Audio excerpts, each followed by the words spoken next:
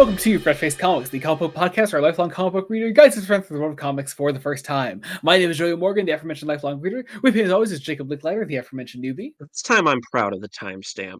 As am I. You know, so am I. I'm Yeah. also proud of the timestamp of our extra segment, which is a bit more this time around. Patreon.com/PlatinetStudios. But today, to join us, to also bask in the glory of the timestamp, is our friend Mason. Mason, welcome back to the podcast. Hi, I'm here to bask along in the glory of the timestamp. I know exactly what it is that we're talking about. I'm not confused at all. So Mason, our last episode's timestamp was 3 hours and 58 minutes and 6 seconds. Oh, this hell is yeah. in addition to a 15-minute extra segment for our last and a episode couple as well. of cuts because we had some slight technical difficulties. We were recording for about 4 hours and 20 minutes. So. Oh, it was like 4 hours and 45 minutes by the time everything was said and done. Insane. Oh, hell yeah. Yeah. Are we going to beat that number today, boys? No, we're not. No, we are not. Today we're talking about a much shorter book. Thanks for the transition. Today we're talking about a much shorter book. This is The Invincible Iron Man, The Five Nightmares. We are beginning Iron Man by Matt Fraction. It's a run that I'm quite excited to talk about. Quite excited to talk to the two of you about it today. We have Mason back, of course, because he has been here for all of our previous Iron Man episodes, in addition to our coverage of Civil War, which, my God, check out that episode if you haven't already. Yes. But let's hop into this with our non-spoiler section, as always. Jacob, what is Iron Man The Five Nightmares about? I think this is the definition of a book where the writer knows he's writing a protagonist who you shouldn't agree with. Like, Fraction is very clear that Tony Stark is our protagonist. He's kind of a terrible person. This is a book that deals a lot with, arguably, the corporatization of America and the expanding powers and oversight corporations have in the United States, all through the lens of Stark Industries in a fascinating way. As well as how that is resisted not always by the best people, by people who are grifting for their own needs. It's a very 2008 book, if I can be so bold. No, that's true. There are things in this book where I'm like, if this was written today, I'd be questioning what Fraction is trying to say. But because it's written in 2008, it's very different, which is fascinating. I'll also say it is fascinating because on Fresh Face One Shots we are covering Matt Fraction's current run, which is Batman. And he's you can see this is a writer who's developed over time, because there's a lot has changed in his style. He's refined his style a little bit. I agree. I think, especially when comparing this to his newer stuff, which we're reading a lot of right now on Fresh Face One Shots, check that out on the channel as well. He's a lot, in addition to being a bit lighter on dialogue, a lot snappier these days. There's, I think, a way that he's able to communicate that information that does, of course, affects the amount of dialogue in any given issue. But I think there's something about the way that he is able to get into our characters' heads. It doesn't say that there's anything like particularly egregious about the way that he writes Tony here. He probably writes my personal favorite version of comic book Tony Stark. I really enjoy Tony here as a character, and I enjoy reading him. That is, Tony's not a good person, if that wasn't obvious. But no, I think Fraction is a fascinating guy to take on that character and get into his head. Mason, with this being your first ever Matt Fraction comic, what you sort of make of his style? I guess, yeah, to me, this very much felt like, I guess, it felt like a natural successor to, the booming success of 2008's Iron Man movie. Mm-hmm. To me, it very much is a new take. I mean, you have a new writer coming in, but for his own style, I don't know, it's interesting because there are a lot of moments that feel, for me at least, they feel so stereotypical that it does kind of take me out of it. Interesting. Just like in certain dialogue moments, but the pace of it is fantastic. I love how it's split up. I do think that there are there are a couple 70s classic Doctor Who-esque cliffhangers where it's like, oh no, they're dead, and then the next thing is, oh no, they're not.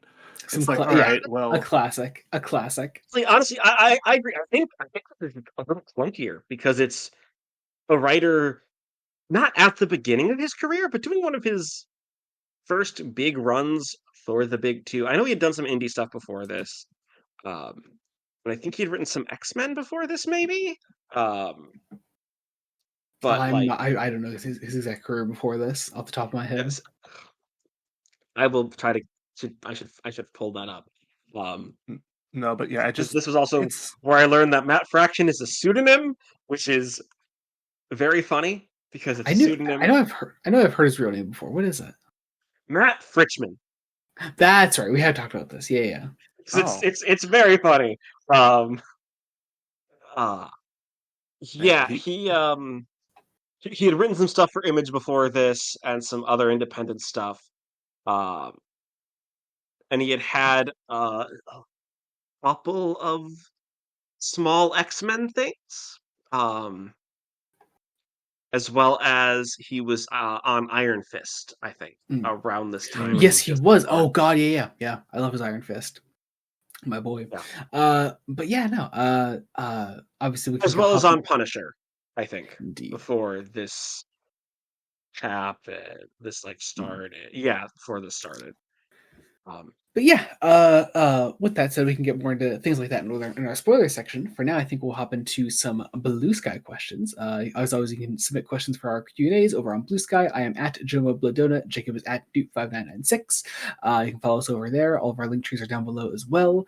But kicking it off with the bit. Okay, first off, from our friend Andrew, at Andrew Doing Art says 5 ? With a picture of the DVD cover for Doctor Who: The Five Doctors. He also submitted a Nightmare ? With a picture from Doctor Who's 2011 episode Night Terrors, featuring the 11th Doctor as played by Matt Smith, surrounded by a bunch of creepy dolls. Our friend, yes. Our friend Kian at Kian the Quark submits Invincible Iron Man ? With a picture from It's Always Sunny in Philadelphia with Mac and Dennis. I believe we're doing the Iron Man challenge. I forget what episode it is. Kian also. Oh no, there weren't any others from him. Let's see. Our friend Rules Panda at Joey can read this submits Nightmares ? With admittedly I didn't watch the video, but he submitted a video from a Muppets music video called OK Go. So this is OK Go doing a cover of the Muppet theme song. It's why is that a nightmare? I'm not sure. Because OK Go is like an industry plant, I think. Like they are.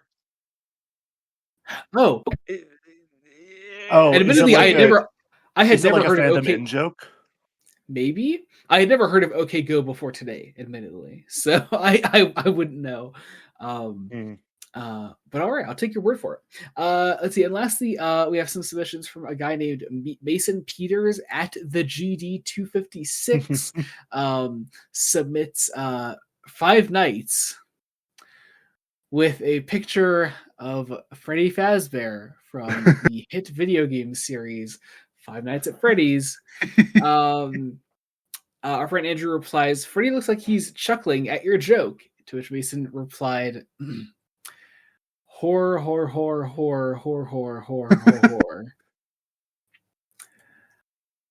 Mason also submits, I'm not.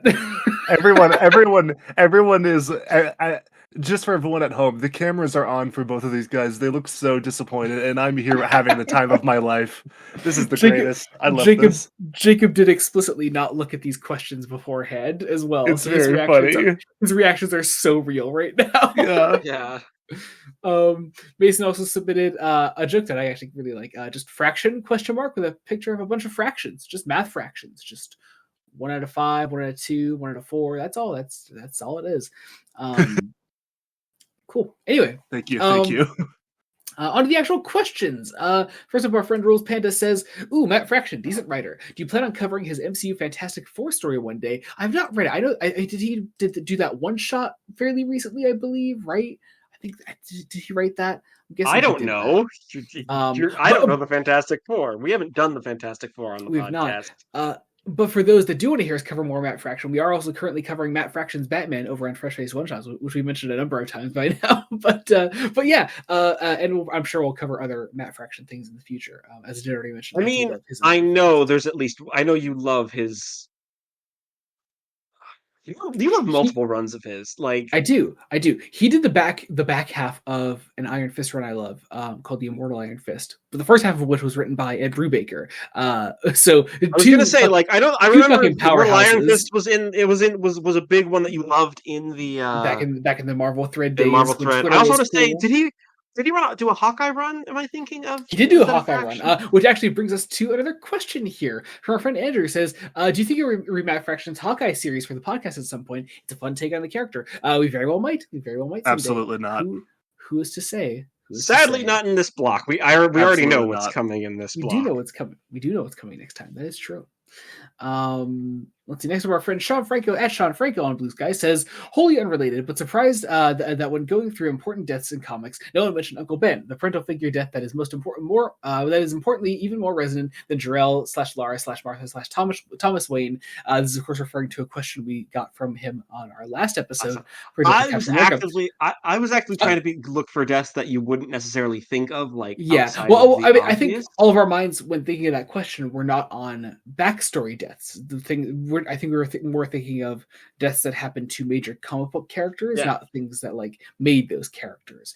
Although since that question was brought up and we have Mason on, Mason, what do you think are some of the most important comic book deaths throughout history?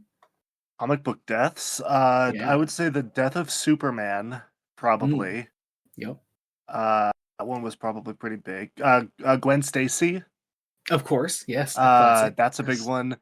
That's a good one. I mean, so wait, I guess because this was brought up, like, are we counting backstory deaths in this? Or you certainly can. You certainly can. We just didn't bring any up last time. I think our minds were just in this. I think because we were covering the death of Captain America, it was specific. Like, I see. Character, like recurring characters, because like Uncle Ben appears in exactly one issue of The Amazing Spider. He doesn't even appear in an issue of The Amazing Spider. He is in Amazing Fantasy 15 and he's dead. That's obvious reason, because that's the backstory of the character, though. Okay. So if you want to laugh your ass off, read Amazing Fantasy 15 specifically for Uncle Ben's death, because the funniest thing, it's just hilarious. It's a terrible thing of it tries to do the Sam Raimi thing of Peter doesn't let there's one act of selfishness, letting a robber go, and then that robber kills Uncle Ben. That robber kills Uncle Ben like several days later. Yeah. And like in a home invasion, like Peter like comes home one day and is like, somebody broke in and shot Uncle Ben and got away. Which is kind of like, it's funny because it's so wild. Like, it's not an immediate consequence of Peter's actions like it should be. Yeah. Like it is also importantly not where with great power comes great responsibility comes from. This is just also true. That is just interesting. That's just a Stan Lee line in the narration, because the narrator of the book is just Stan. Like but I guess like other than the backstory ones, which I mean they are very important and they do shape those. I feel like in terms of like deaths that, because like I hear this question and I think like what are the most important deaths that like readers saw happen in real time? Yeah, and I think that's what we were thinking of when we were answering it. Yeah, like and for that would be like, again, Superman, Gwen Stacy, Jason Todd, things like that. Yeah, I mean, there's also the issue of I'm not a big comics person, so I'm not going to know a lot are ones. So like those are the ones. The death of Hal Jordan. Yeah, I didn't know that Hal Jordan died. Yeah, he died. Fair enough.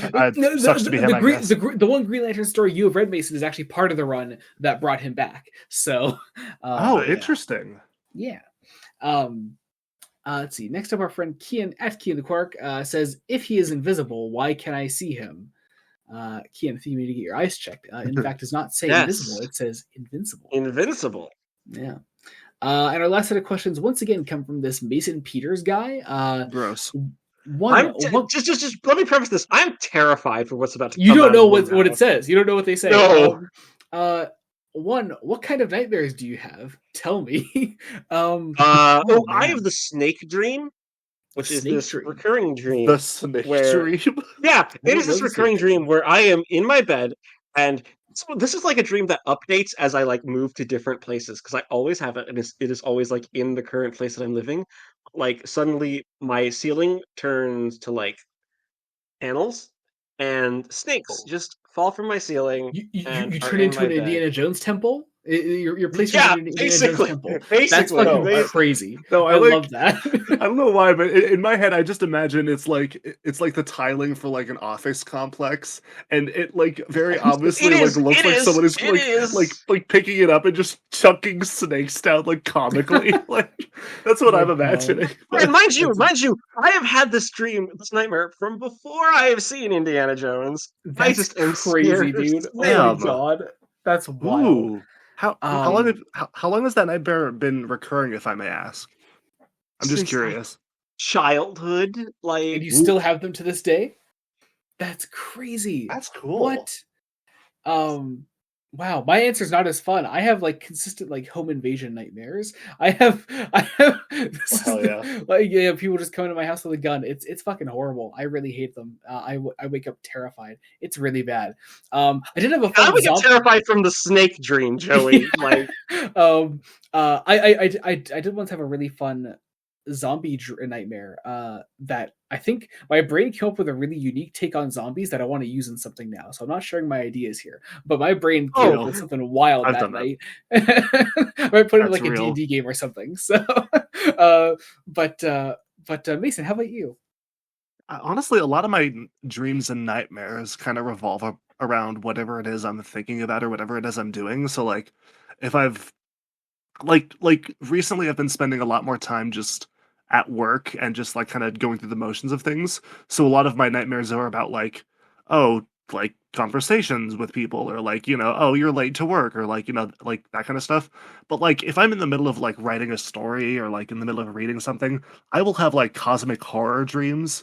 Like I've legitimately had the nightmare that was described at the start of Call of Cthulhu. Bro, what? oh, That's Like I've crazy. actually had that dream, and it was before. That's Like nuts. there might be some like subconscious I would have learned about it before, but like I've legitimately had the thing where like you're on an island in the ocean, and there's like some incomprehensible mass coming at you from underneath the ocean. so It was what you're wild. saying is Lovecraft was right. There No, might actually no, be elder no. gods. No, Jacob. Jacob. Hold on. Jacob. Okay. So let's also bring this full circle. The Jacob is a gun-loving, Trump-supporting conservative joke started on a past Iron Man episode. So, Yeah, it was with me. So anyway, yeah. I also pretty consistently have the classic theater kid forgot all my lines nightmare.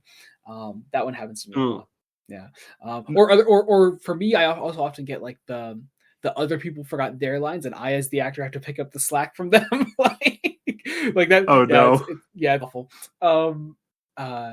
Anyway, second question says, rate this story as a card from a 52 deck of cards.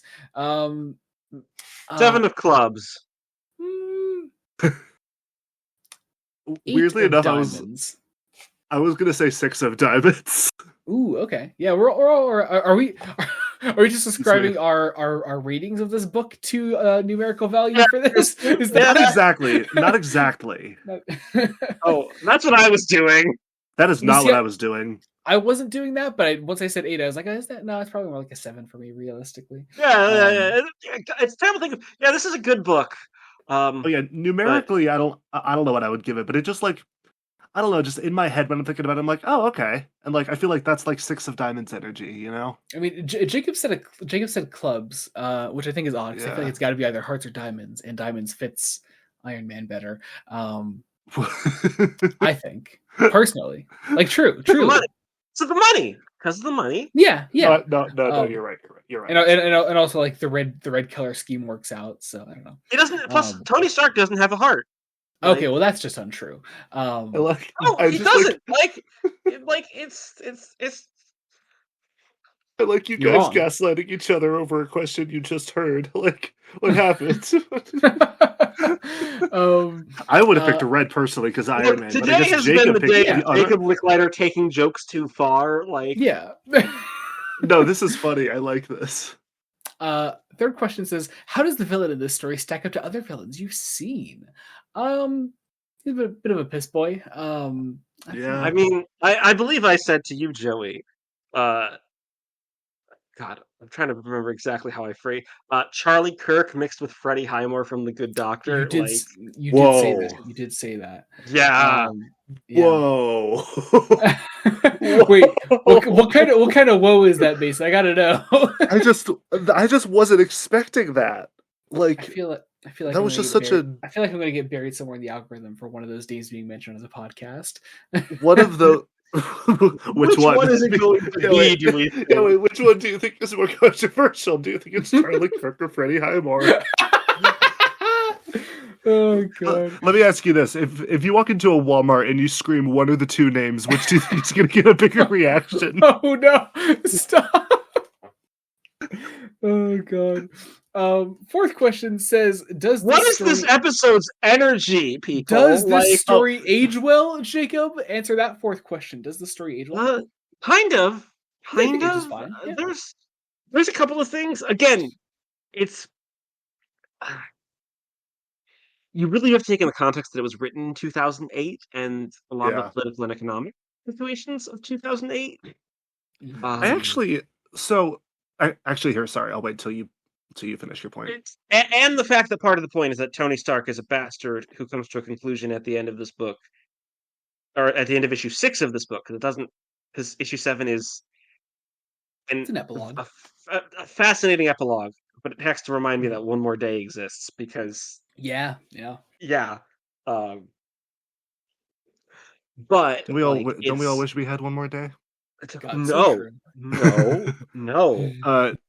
No, I was just gonna kind of add on my own perspective on this. Just like, it is interesting to me that out of all the comics I've read, I feel like Iron Man has been the comic that has been the most like mirror reflective of reality at the time that it was written, and that's definitely not like a rule for all comics. I've read like not enough to warrant like all consuming knowledge of it, but it is just interesting. And like, I guess with different heroes, those bring out different kinds of stories and with different types of settings and stuff. But it's just interesting that like, I feel like I'm reminded the most of what politics were like in the 2000s when I read an Iron Man comic. And that's not a bad thing, like, because it's interesting, but it's just interesting to me. Like, it's just how it feels different in my mind compared to other comics I've read for this podcast. Yeah. It's also fascinating. Go ahead.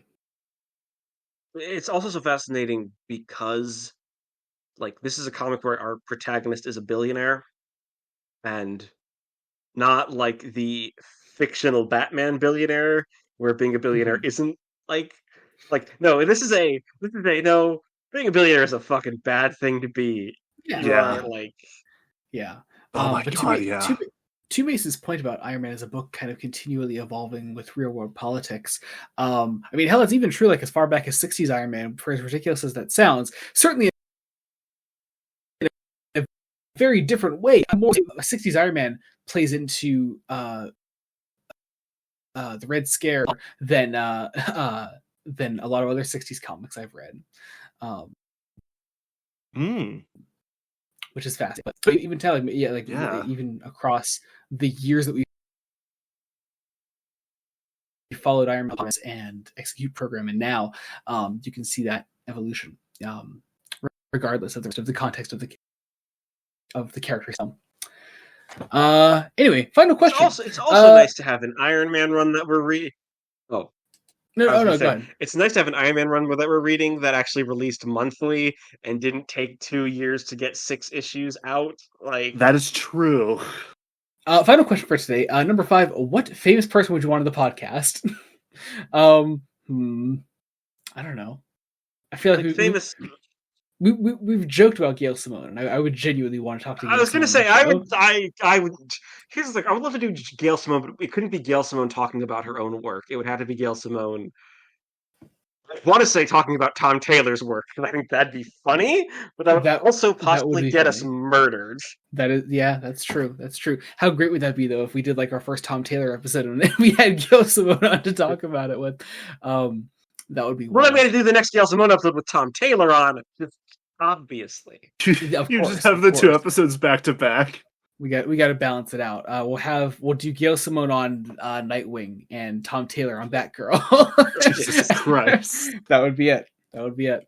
I think my pick is for Kamala Harris. Final answer. Good no. God. Good God, no. No. You're not doing that because I would get politically angry. Like, God. I would not be able to keep my cool. You would not confront Kamala Harris to her face, Jacob. You would not. I know you wouldn't. I know you fucking wouldn't. I just think it would be funny to have an episode of Fresh Face Comics that just said featuring Kamala Harris. Featuring Kamala Harris. Talking about oh God. The Dark Knight I don't know. Returns. Yeah, like volume 4 of some random like volume 4 of George Perez's Wonder Woman or something. Like she's just there. Yep. She's there to cover like the final leg of Jeff Johns' Justice League with us. She's there to talk about just Darkseid War. Just the Darkseid War. She's there for like one shot number 17. Good God. Like, just hops on for the next issue of Matt Fraction Batman. Like, have we ever talked about the middle issue of DCKO? Like Have we ever talked about the fact that there is like one or two like one-shot episodes that I am just in the Discord call in the background muted, just because I wanted to be there? I forget which ones those are. Which ones are they? I have no idea. It's been a while. God, we didn't mention it in the episode, and I don't think we do mention it in the episode. No, we didn't. It's just we recorded it right after one of the commentaries. We would never know which ones they were. I want to say one of them was a Wonder Woman one, maybe. Yeah, I think it was. Yeah. I want to say it was a Wonder Woman, and there was some team up. I just don't remember. It was like Teen Titans or something, or no? It was no. We haven't covered Teen Titans. Was there an X-Men run? Or no? I feel like it was Wonder Woman. I don't know, but just in the ether, in the mammoth of videos, I'm in the background, just muted, and I'm just watching. I think I'm making mac and cheese. I don't know why I was there. You were. Oh my God! I remember this. I want to say it was a because I was trying to distract you guys. Yeah. Oh my God, that's. I remember it wasn't like you were. It wasn't even like you were on the and we were like recording an episode. And it's like, oh, we just got to get this one shot knocked out real quick. Yeah, I just showed up because the recording Discord is technically like it's public if you're in the Discord, so you can technically just jump on whenever. It's true. And I have been tempted a few times, but it's true. Oh my God. I feel like it's always a bad idea, so I feel like I shouldn't. Good God. All right. I think that does it for today. For the questions on Blue Sky, let's hop over now to Fresh Face Correspondence, as the part of the show where we read out comments, your comments, any and all comments you leave anywhere that we talk about the comics on the channel, be it on YouTube, Spotify, Apple Podcasts, Google Podcasts, anything, any comments you leave, we will read them out on this segment of the show. Today we have 2 comments, one from YouTube, one from Spotify. Starting off on YouTube, our friend Marcus at Sir Jedi Sentinel says on our last episode for Captain America, The Death of Captain America. So what you're telling me is that in the comics, Zola is Krang from Teenage Mutant Ninja Turtles. Who is Krang again? I feel like I don't know. Brain is the brain guy, I think. Like living brain thing. I don't know. Ninja Turtles. I don't know Ninja Turtles. I don't know. I'm so sorry. I don't know this either. I don't know TMNT as well as I would like. Oh yeah, he is the brain guy. That's right. Oh yeah. That's a brain and a stomach. That is Arnim Zola. That is definitely that. Yeah, that is exactly. But it's God. It's so funny. So he's Cassandra from Doctor Who. Yes. What? I like that answer. I like both of those answers at once. Didn't Kestrel literally call Arnim Zola Cassandra in the last episode? My brain went to classic Who and the Mythmakers Cassandra, like the mythic figure Cassandra, not That's Oh my really God. funny. I've had Hartnell on the brain, okay? I've had Hartnell shit on the brain. Good God. I've had Troughton stuff in my head. So can you tell Hey. we're all Doctor Who fans at home? I just watched some Troughton stories today. Unrelated. Over on Spotify, our friend Jamie says Grant Morrison being pro AI is wild, but they did apparently love Deadpool Wolverine, so maybe it shouldn't be that surprising. Also, God, Arnim Zola just reminds me of a Teletubby. Okay. So, a number of things. First off, yes, Arnim Zola does have a Teletubby, 100%. But also, I like Deadpool Wolverine as well. I'm not pro AI, so am I better than Grant Morrison? I think so. I don't know enough about any of this to make an actual opinion and or joke on the topic. That's my official response. Grant Morrison is a writer that you're aware of. You've read stories by a story. Read a story by Grant Morrison. I have. I just don't know anything about what they said about AI other than that it was pro. Yeah. So I accidentally opened up our latest one of our freshest one shots on Wonder Woman, and we did get a comment. Our latest one. Yeah, on 29. Literally 11 minutes ago. Is this something? Oh, this is live. Breaking news. Oh, cool. The person just said that cover was hard. Cool, y'all covered this. I mean, yeah, it is a great cover. This does somewhat sound like a spam comment, but hey, cool, whatever. Thanks. Thanks. I think it's a terrible thing. I think it's because they haven't done I don't know if their name is partially changed into an actual thing. I don't know. YouTube can be weird about filtering out spam sometimes. If you're a real person who we are currently psychoanalyzing, comment down below and tell us the last time you went to a mall. That way we know that you're real. Yeah, do that exactly. Tell us the last time you were at a shopping mall.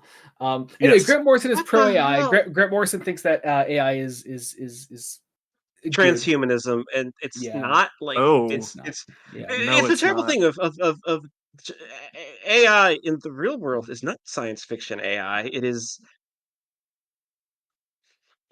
essentially just dumber predictive text. And also the term transhumanism, I feel like it implies or it necessitates human as a starting point. So I feel like if you're saying that generative AI is transhumanism, then you're looking at it at the reverse trajectory of rather than seeing humans going to computers and technology, you're seeing technology that people are trying to make sound more and more human. And I feel like that's a different path, and you can't really call it the same. I don't know. Yeah.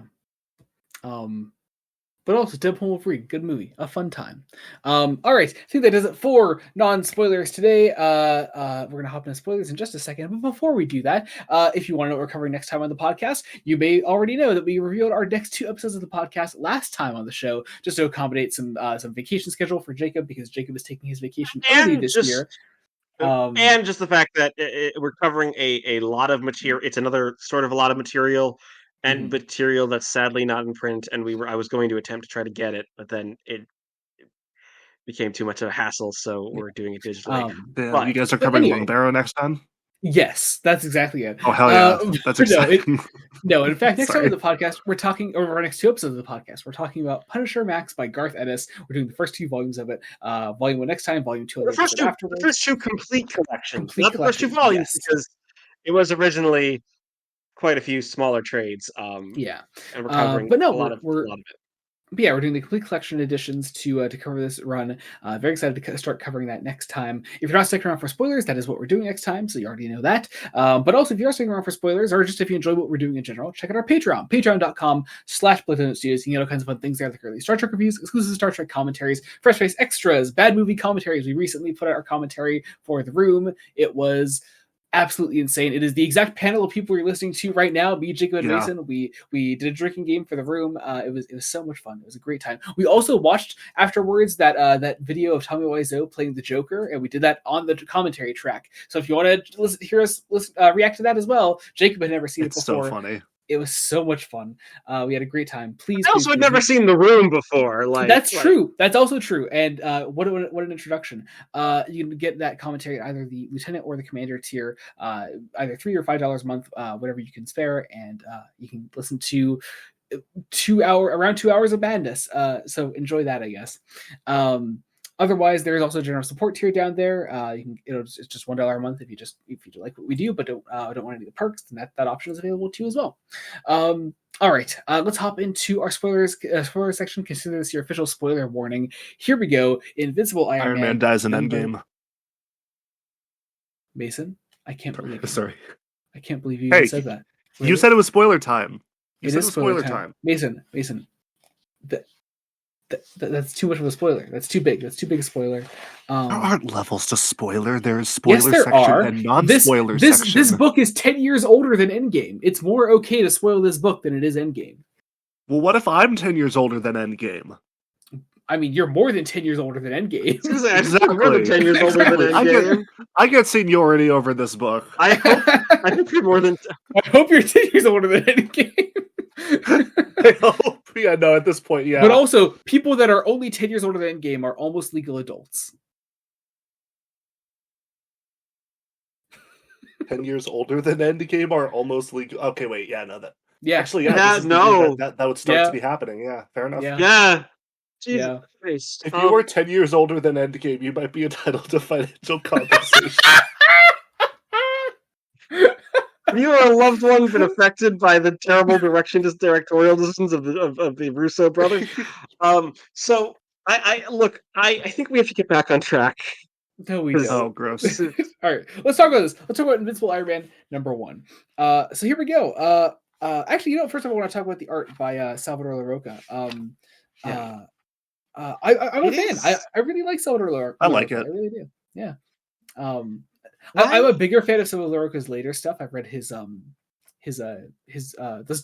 I've read the Cured Gil and Darth Vader stuff, and his art on that is fantastic.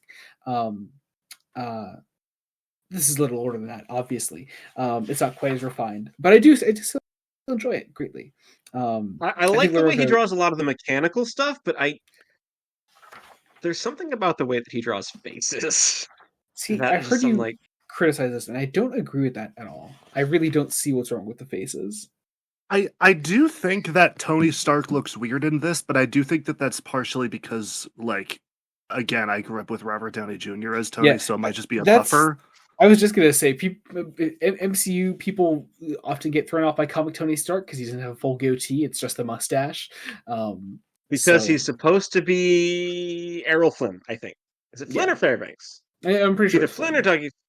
Yeah. The two Dougie Fairbanks. Is Bruce Dougie? I think Bruce might be Dougie Fairbanks.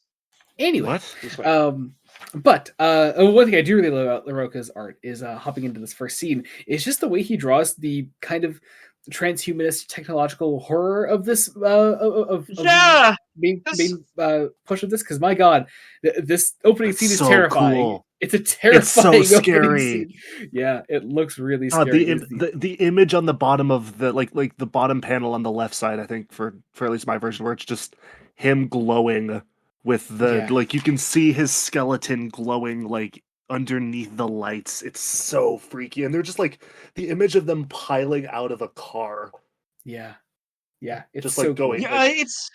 It's this fascinating idea of American technology entering the developing world, specifically Tanzania, which I think is meant to be trying to subvert this idea, because there's this very Western-centric idea that non-Western countries, especially those in Africa, are primitive. Mm-hmm.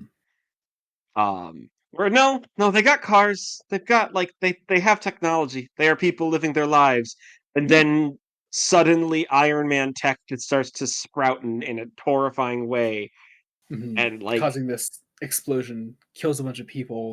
I love it. Nearly 100 people. Yeah, I love especially this transition though into our first scene with Tony.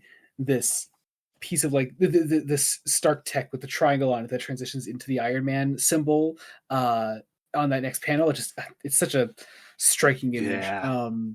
And also very much plays into some of the themes that the 2008 Iron Man film was playing around with the idea of Stark tech being used outside of Tony's control and being used in these horrifying ways. It's great. It's a scary idea, specifically for warmongering for profit, because It doesn't quite get stated that our villain of this book is doing this just for like the villain may say he's doing it to settle a grudge, but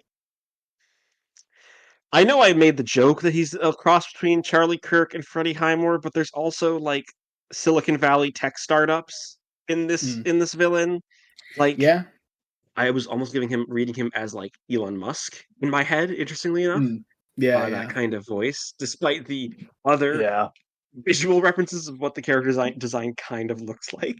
Yeah, yeah. No, that's fair. I get that. But getting back into this though, we do get our first proper Iron Man scene with Tony.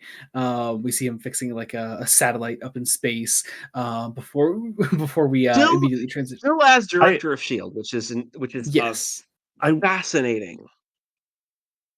I also do love this little moment of like I think foreshadowing one of the main points of this story of just how Tony has chosen or has the ability to pick and choose how he changes the world to be like because like there's a moment here where it's like you know like you guys like you guys should let me like build this, like I could do this so much better, and then the response is like, well, if you prioritize it, like we're okay with it.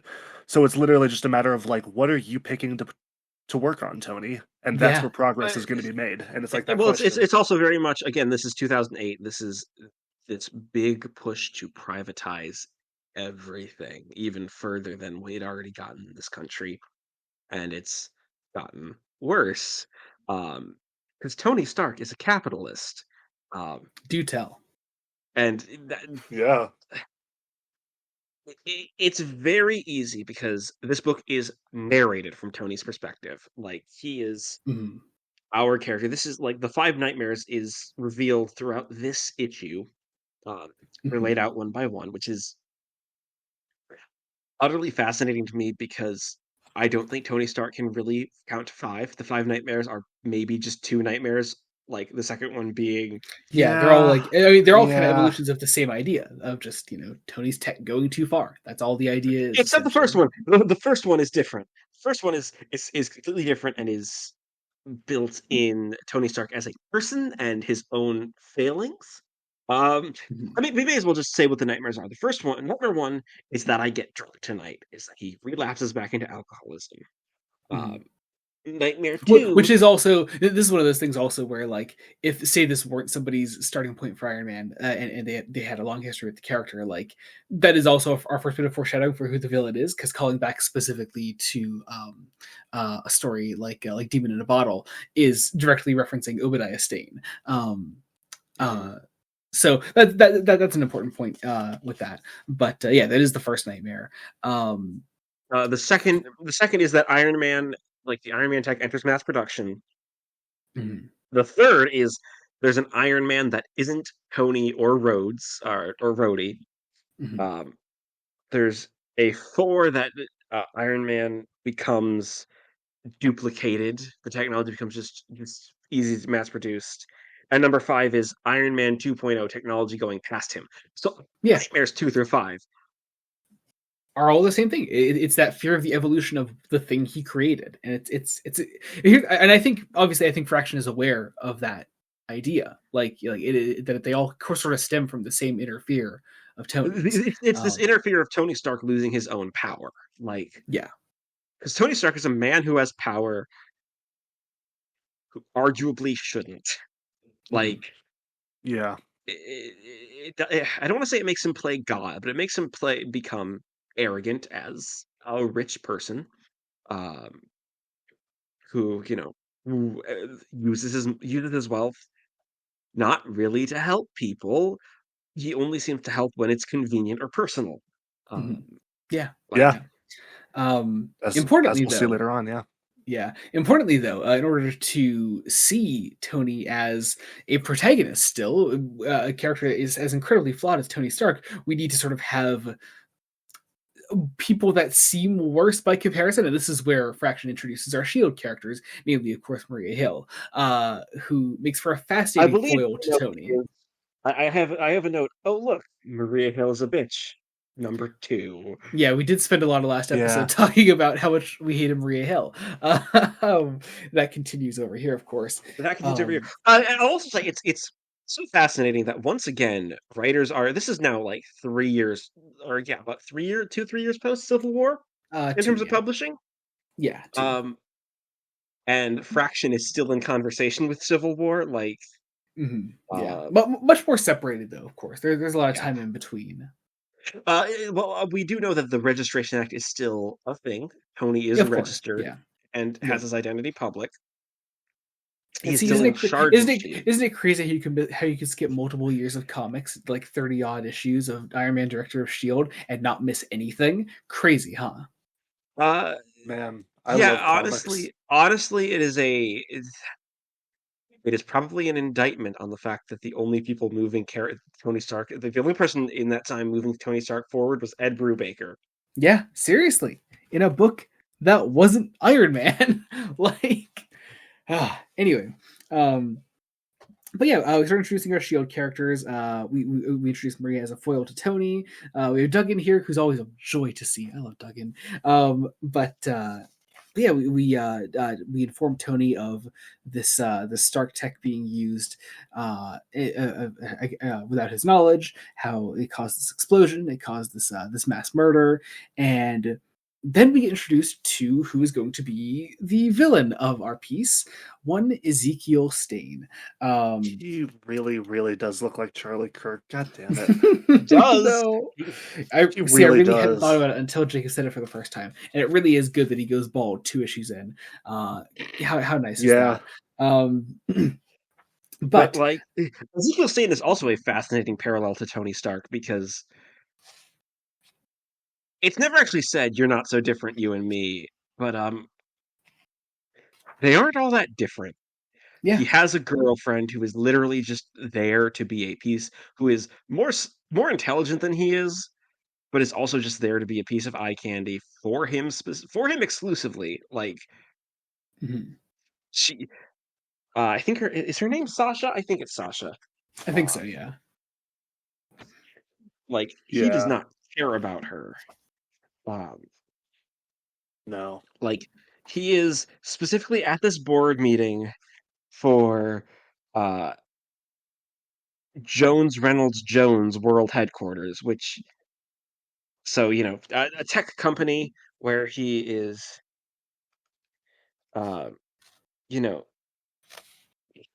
he brings in his own biomechanical weapons to basically just kill all these board members here. After gloating for like 3 pages about how goddamn smart he is, like it's like I make these amazing weapons and I upgraded myself. And he like rips back. It's like I made my body have surplus energy that I can just expel and blow you all up and jump out the window. Which is certainly a character introduction. Yeah. He is insufferable. He is like this. Which once again, the way you make Tony a comparably likable protagonist is by surrounding him with worse people. And well, here's the thing: and Tony Stark is a bad person who can get better. Tony can do the tragedy of Tony Stark is that he can do the right thing, but he chooses not to. And he has to kind of live with those decisions.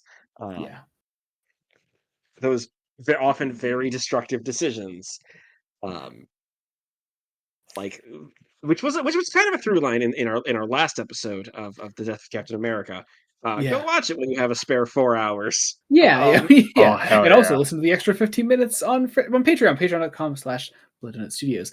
But we then transition to our next Tony scene. We had a small appearance of James Rhodes, War Machine over here, talking about this tech sort of just being out of Tony's hands.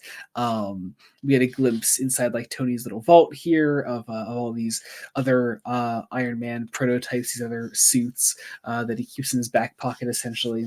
They being like, none of these were ever in Africa. So what happened? Mm-hmm.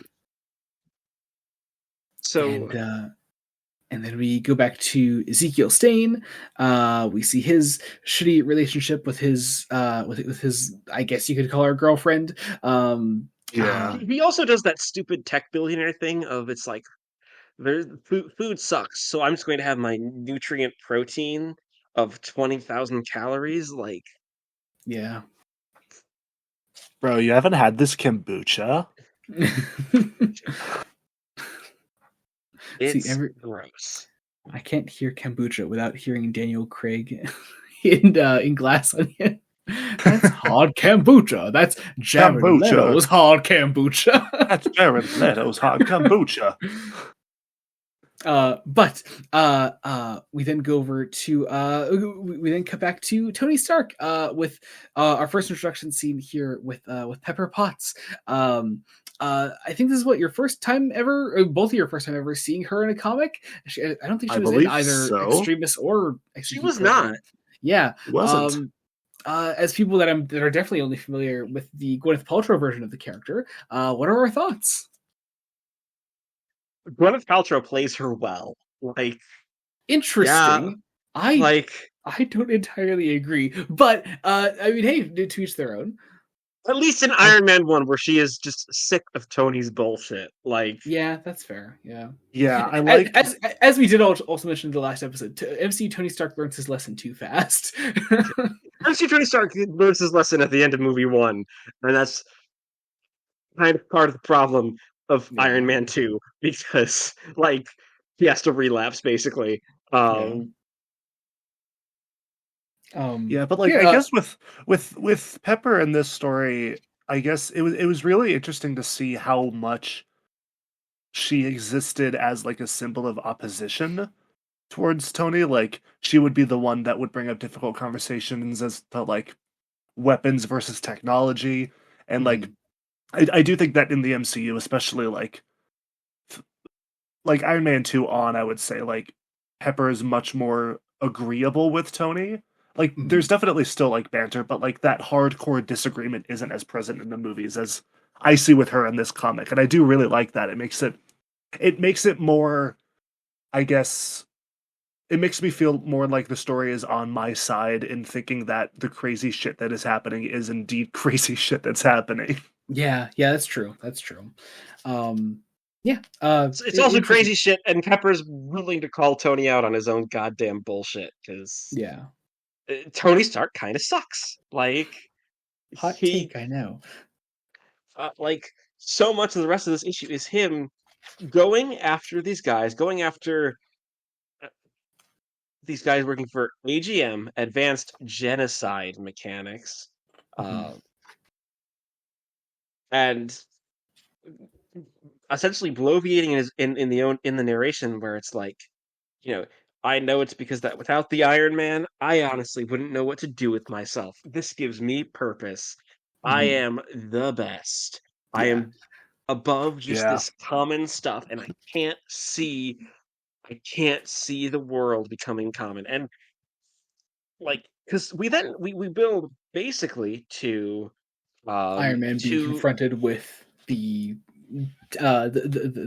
other Stark tech, as he calls it, Iron Man 2.0, not being made by him. These humans that are being they're being turned into bombs because of his technology. And that does lead us into Invincible Iron Man number 2. And we pick up exactly where we left off. Also being introduced to MODOK. And I need the... Okay, let's talk about MODOK. What is this? Okay, so are either of you familiar with the character MODOK? MODOK is a giant floating head man. Correct. Yeah. Who's like, is he the leader of AIM? I think. Yeah, essentially. And so this Yeah. is MODOG, which in this case is mental organism designed only for genocide.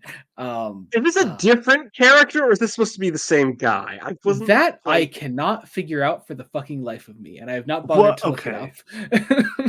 He just has a different name for this one specific purpose. I mean, for I guess being head of AGM, not AIM, I guess would make him have to have a different name. Apparently, it's very strange. Sure. I also want to know. I also just the one thing I don't get with these like giant head guys, right? Like, how do they get like this? Like they just do. Well, Jacob. it's old age. That's what happened with the face of Bo. You've read you know who Hector Hammond is. You've read Green Lantern. Yes. You know. But that had that had space bullshit involved. Like that's true. Have you ever seen? Dare I ask? Have you ever seen MCU MODOK? I've seen the meme images that I'm not entirely sure if they're Photoshop. Like, oh no! I guarantee you, that's exactly how he looks in the movie. That's exactly it. That's... I've seen those images. Those are funny. It's so so fucked up. Yeah. There was also once apparently an animated series called MODOK with Patton Oswalt, which I'm sure is better than MCU MODOK. Yeah, very strange. Well, like here's the thing. I like comic books. I do. I love some comic book concepts will not translate to live action, and I think we need to be able to recognize that. No, and I hate to say it, MODOK, not one of them. Like, I don't.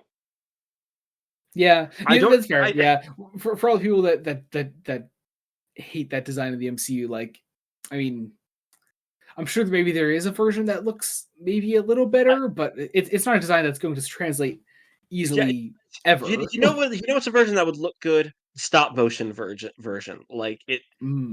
Oh, that would be kind of cool. And that's probably done with like optical effects. Like yeah, it can't look too realistic. The MCU version, which is the problem. Like yeah. Let's make the dark and grisly version of MODOK. Like, all right. It's like he's a silly character. He's an incredibly silly character. Anyway, Iron Man's gonna fight. We have an extended action sequence of Iron Man fighting AGM and MODOK. Again, this great fight sequence that is the bulk of our first third of the issue. Before because so much of it, more importantly, isn't the action. It's a lot of it's just the narration. Of Tony being like, "Oh, this is I'm great. I'm doing good things with my powers." I'm so goated. Yeah. But after he also is like, he's also like he calls suicide bombers and terrorists wannabes. Like he says it's a juiced up militia with science fiction delusions of power, but ultimately no vision, which is a fascinating indictment of Tony Stark as a character. Like, yeah.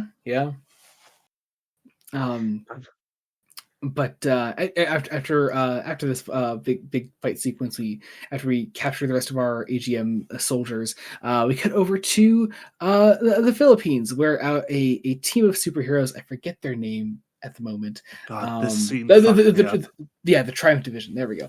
The Triumph Division. This is also fascinating because this was like an outcome of Civil War. Like, is that every country gets its own team of superheroes. Yeah. Which is, if I'm going to be honest, fascinating concept. Really interesting concept. I don't entirely know if anything was done with it. Because Fraction has this be almost immediately where an adoring fan comes in, calls to one of them by name, and it's like, yes, well, yes, sir, die, and starts the explosions again. Yeah. Destroying this building here, killing a bunch of civilians, killing the entire superhero team, and we cut then to interestingly, we cut to a scene with Ezekiel afterwards, like kind of just watching the aftermath of this. and Stain is called by his underling that his work is that God performs his most holy miracles through you. Yeah. Like, It's like surrounding yourself. It's yeah. so you can tell, like, what's so weird is this is one of those things that's aged so well because this was something that was on the rise in 2008, like the rise of the religious right, like, Mhm. and yeah. things like the Tea Party. And Ezekiel Stain is this arrogant atheist. He's like, God had nothing to do with this. Um, and so much that he just gets mad enough and is going to murder this guy Mhm. and has to like hold himself back. Yeah. We then go over to Tony once again, going to this area, trying to clean up from this disaster. We get another scene with Rhodey here for a moment, which again is just nice to see. He adds this, having Rhodey here, while he isn't like a massive like active part of the story, it is this constant reminder of like what this technology in the quote unquote right hands, can actually do, and like what Tony Stark. It feeds into what Tony's fears are, which are, like if there weren't people like him, like Rhodey, to use this tech for good, what could it turn into? And the answer is, of course, so much of the it is rubble that they're also standing within. so much of it is also very Yeah. much Tony not being able to see that all of his fears are from problems that he has caused. Yeah. He's too blind to see that. Like, I don't want to say Tony represents the United States government, but because he is the director of Shield, he very much is in a position of governmental authority, where he Mhm. definitely represents like these are problems that you have caused directly, Yeah. and your Well, own yeah. fears are. Was it at the start of this issue where he's like I don't even accept the taxpayers' dollars, and I remember reading that and thinking like, wait, so does that mean he's giving it back? Because clearly that's not what's happening. So like, Yeah. just yeah, but yeah, sorry, you go on, Jacob. It was just that. But my entire point is that like Tony Stark is kind of just a critique once again of the late Bush administration and American politics in general of the time and of now because it's still aged. Like we're dealing with a lot of problems of our own goddamn making um, from governmental authority, as well as integrating like talking about like this lovely bit of war on terror propaganda of Al Qaeda used women with Down syndrome in marketplace bombings last year. Like, yeah, Dude, this oh is my just god, it. yeah. It's inevitably harsh, and it's a line coming from Pepper, who Pepper won't take Tony's bullshit. We should also remember, not meant to be a great person either. Like, Mm. she is. Everyone in this book is horrible, and I kind of love it for that. Like, Yeah. Yeah. But after this, we go into a scene of a funeral. This is meant to be 2 days later. I forget exactly which hero this is for. One of the ones that died in that explosion. But one of the ones who was a goddess. Like, mhm. Yeah.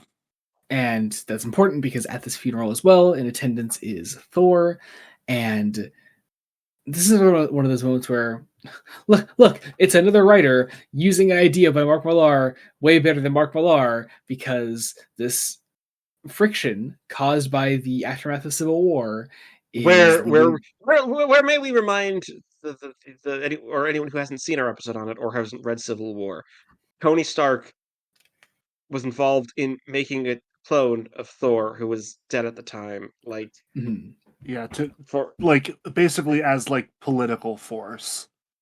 Mhm. yeah, Or as like an active soldier and also symbol for their side. Yeah, yeah, like uh, and so Thor like is like ignoring Tony's presence the entire time, and there's this there's this incredibly brief confrontation between them afterwards, where like Tony tries to talk to Thor, and importantly, never really tries to apologize for anything. No, like Tony's. I'll just tell. I'm just going to read Tony's dialogue verbatim because it doesn't matter what Thor says. Tony just isn't listening. Nice of you to come. I didn't know you and Anatune were friends. This isn't about us, man. You don't to blame me for this. Anytime you want to get back in the game, let me know. Like, actually, Tony, I think he does get to blame you for this. Yeah. Because, it's your fault, bud. Like, the consequences of Tony Yeah. Stark's actions. Yeah, it's such a weird, like, it's such an interesting dichotomy to, like, have this character who, like, the entire arc is about Tony having to deal with his actions. Yeah. But Yeah. it's in such an isolated point where he can't fully see that there's like, oh god, there's also these actions that I have to be considerate of, and he cannot it's see that it's interesting. actually his. The terrible problem is that Tony Stark, when faced with the consequences of his own actions, is too busy, can't see past the end of his nose, and just thinks, the proper course of action is to go full fascist. Like, Yeah. because that's Yeah, because it's like there's one that- solution that I know, and I will do everything that in my power to make that one solution happen. Mm-hmm. But we then begin the issue on this scene of it being time for a party. Tony Stark has a party to go to with Pepper. We get first off some great little dynamics between Tony and Pepper. I just like seeing them together like this. I don't know. They're a good couple that never will really. But as Tony begins like flirting around with the party, Pepper excuses herself after throwing 2 drinks in Tony's face, leaves, and as Tony tries to chase after her, he runs into Ezekiel, who shortly after introducing himself, a number of his guys come running into the party. We saw undergoing some of the like horrific surgery to become the living weapons. Yeah. And the issue ends on this building exploding with Tony inside. Pepper seeing the explosion that brings us into Invincible Iron Man number 3. Pepper, who is just outside the door, so she gets caught in the rubble. She is not unaffected. She's very much also there. Yeah, and that'll be important going forward. But hopping into number 3, we have Tony immediately springing into action. My first note on this is Salvador LaRocca draws a beautiful inferno. Like, oh god, yeah. Gorgeous. I believe, so the colors are mostly done by Frank D'Armata, who is basically was what Marvel seems to be Marvel's go-to colorist at the time. Like, he does everything but the first issue of this is a different colorist. Beautiful uses of color yellow here. And God, there's just some great images of Tony being engulfed in the flames in these opening pages. Like, looks so cool. Really, really cool imagery. So the important thing is Pepper's alive. Nobody else at the party is, importantly, because they're all vaporized. So we are now at this book has like a 300-person body count, and Tony Stark and it is screaming in your face that Tony Stark is sad about it for the wrong reasons. Like, but Tony does find Pepper. Oh, go ahead. I was just going to say, just like out of everybody at this party, so far as we can tell, like in this moment, so far as we can tell, there were 2 survivors, Tony and Pepper only survived because she was leaving, and Tony survived because he has a fucking Iron Man suit grafted to his skin. Yeah. And Pepper is dying. Like, she's incredibly hurt. She's rushed to a hospital, and there is one other survivor, one Ezekiel Stain, and my God, that fucking panel of him staring at Tony as he gets wheeled into an ambulance. My God, horrifying. And his body heals itself rapidly because of his biotechnology. Um, Yeah. and he calls his girlfriend and is again, it's just awful to her. Like, Yeah. I hate to say, he's And really actually, mean to his I girlfriend. Bad guy is mean to his girlfriend. Yes, shocking. I just this is such a little detail, but I really like this execution of transhumanism as like specifically in the definition of humans that are augmenting themselves with technology to like I guess further their own evolution through artificial means. And I Mhm. like this comic like I guess almost looking at it as like a computer system Mm. where there is a breaking point where like sure you can add more like powers and more things, but you still have to worry about the fact that like you're going to start overheating Yeah. and like you're going to start like overclocking and it's going to start like not like you need to like have better cool and like I just like the way that this story deals with how like the passive powers work versus like how when he like has a more active use for his powers. Like I just Yeah. like how it goes into that. Yeah, no, you're right. Yeah, absolutely. I mean, hell, the scene even ends with him like being like, "No, like I need a suit, like I need like uniform to like contain myself in, essentially." And like, even though he has integrated with this technology so much already, he needs to like still have that external suit. Um, but we then get back to Tony, where we learn that Pepper has a somewhat Some similar shrapnel in her injury. heart. Yeah, Yeah. and where have I heard Who'da that thunk? before? Yeah, dramatic irony, etc., etc. Yeah, Pepper has some I shrapnel in her heart. do I do love that Tony is smart enough to give her the choice. Like, Yeah, yeah, it is Pepper's choice to take on the arc reactor. yeah. I mean, it is I also essentially a life or death choice, but it is still a yes, choice. it is still a choice. I also do love this flashback that we get. Mainly because this is actually some of the best. I think this is the best art in the arc because Really? I think I don't know. LaRocca just shifts his style on a dime in this brilliant way to make it look older. Mm. Like, That is interesting. Yeah, I mean, a lot of that is also I do the yeah. inking and the coloring as well. Um, I but just again, really love the way that the the colors inking is pop. the inking is also all LaRocca. Like, mhm. he just like so much of it is him. It is so fascinating. Uh, I'll also say utterly fascinating that Obadiah Stane doesn't look like Jeff Bridges because MCU synergy hasn't happened yet as a Yeah, not thing because really. the Oh, oh I guess yeah. they could have made it so that he did look like him, but also this is a character that comics wise has been dead for a long time. So Yeah. long time, but also like it's only the first MCU movie that yeah, came out at this Yeah. point, And so yeah, there like isn't like exactly. we need to make things look more like the movies, even though Mhm. we're never going to actually promote our comics to the movie going audience. Yeah, Because they yeah. didn't. yeah, And Uh, like and like we've talked about earlier, like this Tony doesn't really look like Robert Downey Jr. yet. yeah, Just yeah, it's so interesting. Yeah. I don't yeah. even think does modern Tony, it's like current day No, Tony look like he does not. RDJ? I think he No, just looks like Errol Flynn because like yeah. yeah, Um, That's but fair. yeah, we get this whole flashback sequence recapping Tony's relationship with Obadiah up to Obadiah's death.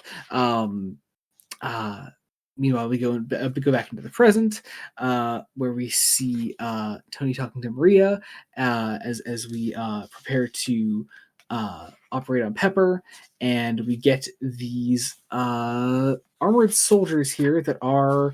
I forget China. who they They're are. they're they're they're Oh, they're that's right. they're, Yes, they're working for the Chinese government, that's and right. Yes. it's basically like, Yeah. Also, another hey, fascinating shift in LaRocca's art. These Chinese soldiers look really interesting. really do. It, they look unique Again, among the rest of the all art. all of the mechanical stuff LaRocca makes look amazing. Oh, I love it. It's fantastic. It's just there's something weird about the way he draws faces I that think you're like wrong about that, man. This is you know what? Of all the Iron Man like comics I've read, this is my favorite art style, I think. Interesting. I mean, there's clearly a reason that LaRocca stays on this book for a large part of Fraction's run, if not all of it. Mhm. Like, Yeah, Like, I know he's on what at least the rest of. I'm reading from the Epic collection, so he's at least on the first 19 issues. Yeah. But we then get this action sequence of Tony taking on these soldiers. Fun fight sequence, looks great. Lavaracer does a great job with the art here. But There then she is. begins. What's interesting is that they're remotely controlled by drones because China's technology is ahead of the United States in many ways. Mhm. Weird how that happens when you sell off all of your industry to the highest bidder.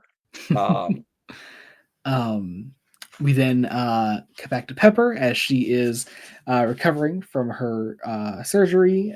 She is conscious once more. Has this? Can I say I also love a lot of the transitions doing that lovely crossfade, like where you have those two panels. Like it's not a crossfade because that's film term, but it is so clearly like you have the focus of the panel It's doing using the the same thing. idea. Yeah. But Like Pepper wakes up. I guess I don't know. Yeah. But I do really love the as these two last scenes sort of play side by side as we have the reveal of Ezekiel's iron costume for his nefarious deeds alongside Pepper waking up. I do really love the line, "How do I feel, Tony? Invincible." I think that's really great. Especially funny because Ezekiel Stain's costume looks like costume from Invincible. Like it really does actually. It does kind of, yeah. Looks kind of like the Muller twins. Like I haven't seen or read Invincible, but yeah, I could see that. Well, we are actually doing a bonus episode on Invincible this year, most likely. It's true. True. And we hopefully, knock on wood, we can get scheduling to work out with a guest on that. So indeed. All right, Invincible Iron Man number 4. Hopping into this. Hi, Reed Richards, this podcast's favorite asshole. God. Joey, I'm once again being like, can you please get some Fantastic Four on the spec? On the He's not any less of an asshole in regular Fantastic Four. But I feel like in the dynamic of that team/family, he'll have someone to put his ass to task. Unlike here, where he's the one who's supposed to be putting Tony's ass to task. Like, God, how awful do you have to be to make Reed Richards look good by comparison? Like, I do love the incredible next level dickhead move of playing 7 games of chess at the same time while they're discussing this matter.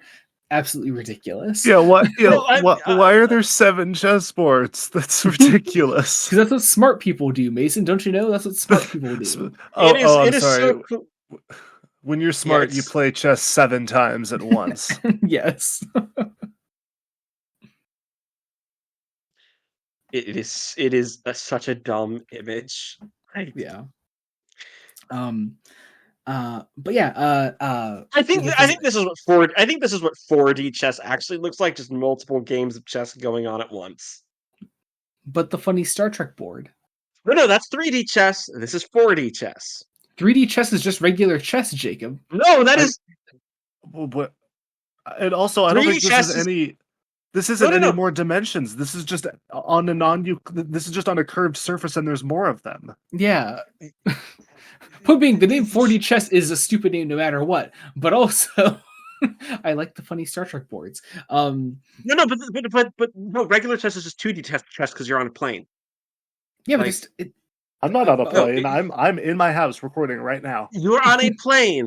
3D chess is the Star Trek one because you're on a third dimension. You're adding in height. That is how math works. Okay, but what I'm saying is the game in Star Trek not literally just called 4D chess. That's all I'm trying to say. No, it's called 3D chess. It is called 3D chess, man. Are you sure about that? I feel like regular chess is 3D chess. Am I a dumbass? It's 3-dimensional chess. I'm right. Yeah.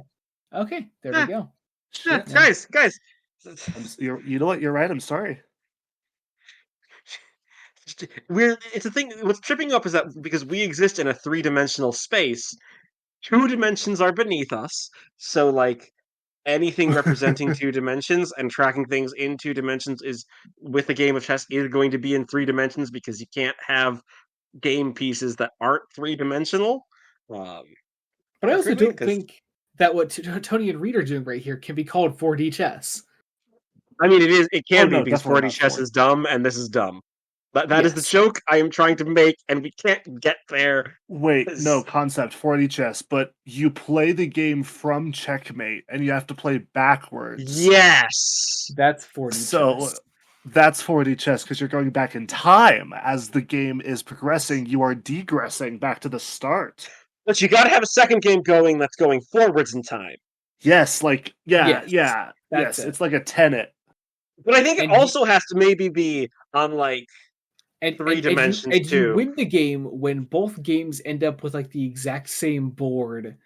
When you reach those in, like, the same amount of turns going in both directions. One backwards, one forwards. Anyway, Tony beats Reed on all 7 boards. And that's the scene. Try hard. But we go to Tony's workshop. Also, because the part that's important is that, actually, you see, wasn't a chess champion as a child. I'm just this damn good because I'm a fucking asshole who can't realize that half the shit is my fault. That's true. God, Tony is awful. But we go to Tony's workshop. Then we see Pepper after she is back up and running. She's walking, albeit with a cane. She has the glowy thing in her chest. That first panel with her, like in the shadows, is really creepy. By the way. Oh yeah, kind of looks like a Cyberman. It really does. It looks like a Mondasian, it looks like Bill from World Enough in Time. Yeah, for terrifying. Yeah, definitely. Part of it is also Tony's been isolating himself because he's like, oh, Ziegelstein's going to come and kill me with my own goddamn weapons, and but it's not my fault. It's just my nightmares coming true. There's also this great idea of like Pepper just being really uneasy about the whole, hey, I don't want to be you because you're terrifying, Tony. Like the line that this scene ends on is really great. The whole it's just I can feel it, it's heavy and weird and alien. And Tony, I don't want to be this weapon of yours inside of me. I don't want this weapon of yours inside of me. Whatever that means for me, a wheelchair or more surgery or worse, I don't care. I'm not a bomb. I don't want to be a bomb, Tony. Which again, I'd argue this is also a really powerful conversation with Civil War, because Civil War very much had Iron Man, Tony Stark becoming a weapons dealer. Like, he was doing it. Like, he went into weapons. It's so fascinating because it feels like Fraction is very much like, the Marvel Universe has put Tony in the place where no one can really like him again, so we've got to pull him out of that. But to pull him out of that, we kind of have to go all the way in and push him further. I have a feeling that that's where this run might be going in some interesting ways. Like, there might be some redemption. Joey not saying anything. Is just I'm not saying anything. You'll see. I'm not saying anything. Yeah, it's an interesting prospect. It's an interesting story to tell. Like, I can definitely because I don't know where this is going either, and I'm assuming I'm also probably going to see this arc out eventually. Like, this is like I could see it going in that direction, Jacob. I agree with you. Yeah. But we then get a scene with Tony and Maria. They're butting heads more. Not much more than that. Once again, it's just, if Maria seems worse, then Tony seems better. That's all. I think Fraction tries to get away with a "see you next Tuesday" joke, but it doesn't land. Like, your next appointment's on Tuesday. Dismissed. I'm like, are you? It is kind of funny. Are you trying to make that joke? Like, commit to that joke, because. But yeah, what's fascinating is that Ziegelstein has a master plan, and he's like improved his technology to make it better, mainly from salvage. It is. It's that memed online from Iron Man. Tony Stark was able to make this from scraps in a cave. In a cave with a box of scraps. How great is Jeff Bridges? I love that. He's so good. Best thing about Tron Ares. But I mean, Jeff Bridges is great in every Tron movie. But anyway, Tony then tries to rage bait Ezekiel, which I really love. This idea that he's going to give his technology to this guy that collects superhero memorabilia, and it's going to find its way around. They're gonna like sell it on the black market, and eventually Ezekiel will get wind of it and try to take it, and that's they're gonna get him out of hiding. It takes like 2 weeks for this to happen, which is done really well in the montage. Yeah, I do like the way that Fraction writes the passage of time here. It's cool. I will say, I think sort of this is where some of the clunkiness comes in terms of pacing, because this is 7 issues is kind of a weird amount for a story. Like it's odd. I mean, it's 6 issues and an epilogue, really. It's 6 and an epilogue. Yeah, very much so.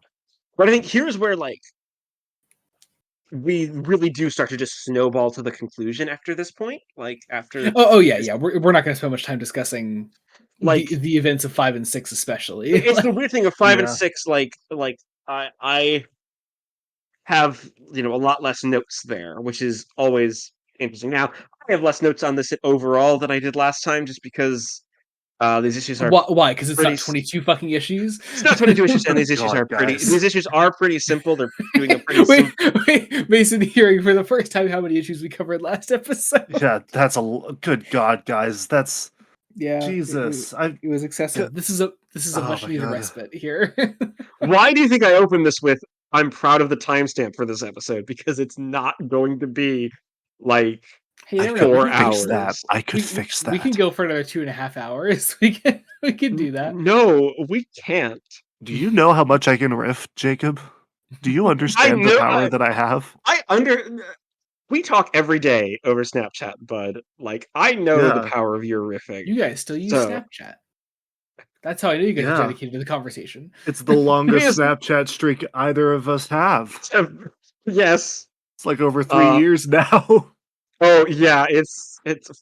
Wait, hang on. We are. I'm going to do. Also, I like us revealing. So, by the way, sorry, Joey, to co-op your podcast to talk about our Snapchat streak, but we're just going to finish doing that real quick. Oh, we're at 3. We are like 91% of the way to our fourth year on the streak. Yeah, crazy, hell yeah, insanity, stupid. I hate it.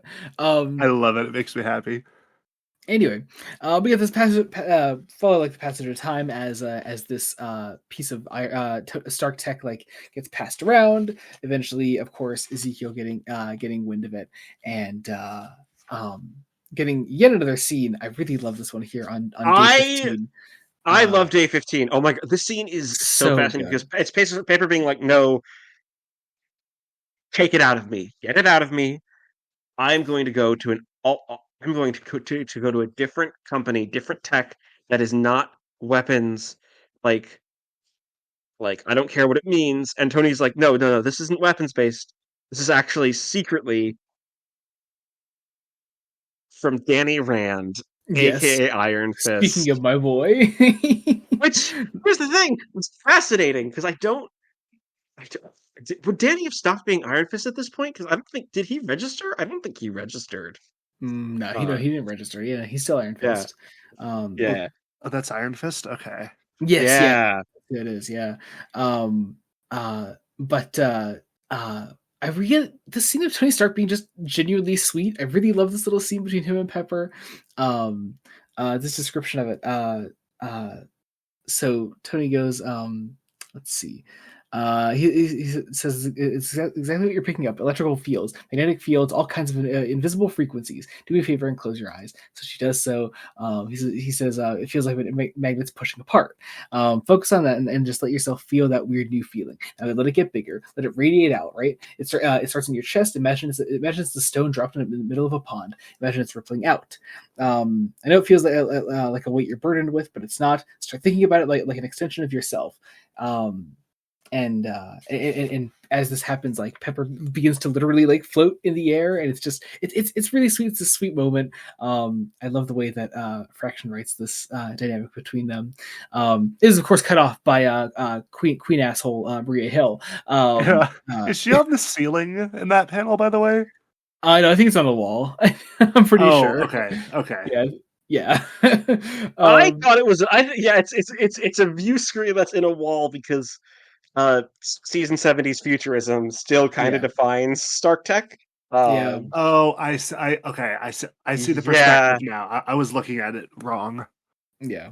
I, Uh, I I know it's very easy to look at it wrong. yeah. But yeah, so Maria calls Tony essentially just to say, "Hey, yeah, we found him. Time to get him." And that brings us into Invincible Iron Man number 5. Um, so opening up here, we see the way Ezekiel Stain is getting this tech around to like other companies, the way he's like getting his bombs implanted in these other businesses in these other countries. Well, no, First off, this is his specifically. It's like, hey, I'm infiltrating 4 locations of Stark Industries, and I'm gonna blow them all up. yeah. Um, Um, Also, creepy ass big panel of him Oh, introducing himself I with literally the screenshotted this one. with the shirt with the skull and the Captain America mask that says Tony was right. Like, yeah, God, hate it, hate it, hate it, hate it. Um, but yeah, getting into this one as Ezekiel begins like getting his hands into these other divisions of Stark. Iron Man going out trying to find him, trying to bait him out, especially at this larger like Stark Industries building. We get this sort of like ramping up of tension as we have like Sasha on the other side, like trying to like zero in on Tony's position until Ezekiel eventually finds him. Pepper on the other end of it, trying to like counteract that. Eventually the explosions begin going off. Ezekiel finds Tony. There's this fight between them. We get some more Salvador LaRocca art that looks fantastic. there's narration about how like I do love the line, "You're a monster, I'm a businessman, and you're a relic, Grandpa." Like,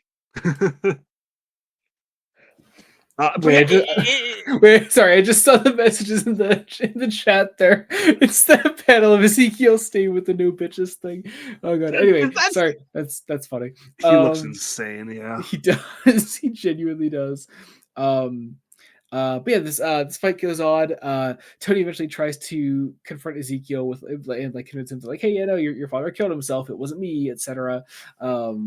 Ezekiel, of course, doesn't believe it, but doesn't believe him. And apparently blows Iron Man's head off, and we have the classic he's dead, Tony Stark is dead, who's next? Except you can see in the panel, like, no, that's an empty suit. Like, you can see him regenerating now. Yeah.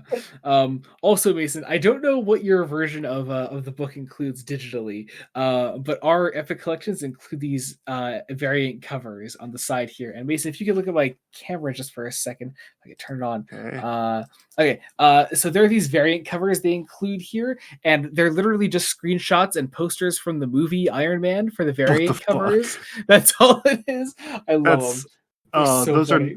Those are not included in my version, but God, just I love the idea of it just being like alternative art, and it's just screenshots. It's just. I will say some of the other variants are quite nice. There's a very nice issue 1 variant that I've seen that is like done by Gil Kane, so like legendary artist Gil Kane. That's great. Okay. Yeah. Oh yeah. Issue 6. Issue 6, yeah. So okay, this is it was just Tony's suit. It was just the suit. Tony wasn't inside, obviously, and so he didn't actually kill Tony. I love that this one is subtitled "Irrational Actors" because, again, that's the key, that both these people are kind of totally irrational. Yeah, this issue is kind of just, in a lot of ways, big old fight scene. Big old fight scene. Nothing wrong with that. Just a big old global fight scene, and Tony Stark has no friends because he's kind of alienated every other superhero in the Marvel universe at this point. In this Civil War world, go ahead. There are so many moments in this comic throughout that reference both Iron Man 2 and Iron Man 3, like just retroactively, which I guess means that those movies might have taken inspiration from this. But it's so interesting to just see like very familiar images in entirely new contexts, like all of these different Iron Man suits like coming to one fight. Yeah, definitely. It's a fun idea. And hey, who doesn't want to draw a bunch of different Iron Man suits? He is one of those like really customizable superhero looks where you can just be like, yeah, I'm just gonna draw a bunch of different Iron Man suits, and they could all be. You can sell toys. Yes. With Iron So Man many suits. so many toys, so many Iron Man suits. And yeah, you're right, Jay. It does just culminate in a big old fight scene. A very nicely drawn, very cathartic fight scene. Yeah, It's very good. But here's the thing: Ezekiel Stane has always been has just been this whiny tech bro bitch. Like, yeah. like, And there is something. There's something both satisfying and somewhat pathetic about the fact that in the end, like what Tony wants to do in the end is take off his suit and beat Ezekiel Stane like just with his bare hands. Like it's satisfying, but also like Tony's still also being a little bitch as well. Like just being that and level of all suddenly like Ezekiel Stane is just calling him a pig, fascist, oppressor, like. Yeah, capitalist warmonger, you death profiteer. I'm like, buddy, what have you been doing for the last 200 pages of comic, bud? Yeah. Like, yeah. That was specifically the moment where like I was talking about when earlier I said that like some of the dialogue did feel a bit like, I guess like stereotypical for me, like because like that was the only moment where I was reading it and I was like, okay, sure. Like, I mean, I think See, I think it's of course I think like Ezekiel not being aware of his own hypocrisy, you know. Well, that and fair. Also just like this is a comic from 2008, like conservative capitalist hypocrisy started to become rampant in 2008. Like. Mm-hmm. This is basically, it's quite literally the like, but at this point Ezekiel Stane is devolved into no you, like that's fair. it. That's fair. That is fair. Like, or at least that's how I read it. Like, that's fair. You're right, and that's a fair reading of it. Yeah. I do think the dialogue is kind of I do think the dialogue is kind of clunky, and from what I've read of Fraction's Batman run, Fraction has just improved on making it flow better. Over the years, which is, fair. This is relatively early. It's like, I do love the final line from Tony of "Your dad was smarter than you and harder to beat." Like, yeah, yeah, very fun. But yeah, beating Ezekiel at the end, capturing him, taking him in, and closing out our story with Tony ending this not quite still with that nagging fear at the back of his mind, not quite knowing like where like he like still being aware of those nightmares he has and still like not having an actual solution for them, which he's coming up with a solution and it's the wrong one. But that does bring us into our epilogue issue here, Invincible Iron Man number 7. Here, let me just read. I just want to read how issue 6 closes. I had 5 nightmares. 5 things that made me toss and turn at night. 5 things that gnaw on me during the day. But you, Stane, you gave me a 6th. You've shown me what kind of man I have to become and what kind of things I have to do to keep my nightmares from coming true. Yeah. And like... I am Iron Man. But it's I mean, damn pathetic.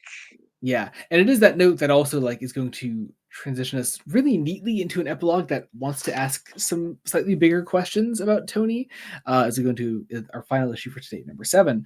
And hey, look, Spider-Man on the cover. Love to see it. And hey, look, and hey, look, the character I'm infinitely more excited to see in this, Ben fucking Urich. Yeah, my beloved. We love some Ben Urich around here. Mason, do you know who Ben Urich is? I don't know if you do actually. Nope, I have no idea. Have you seen the Marvel Netflix Daredevil show? No. Have you seen the Ben Affleck Daredevil movie? No.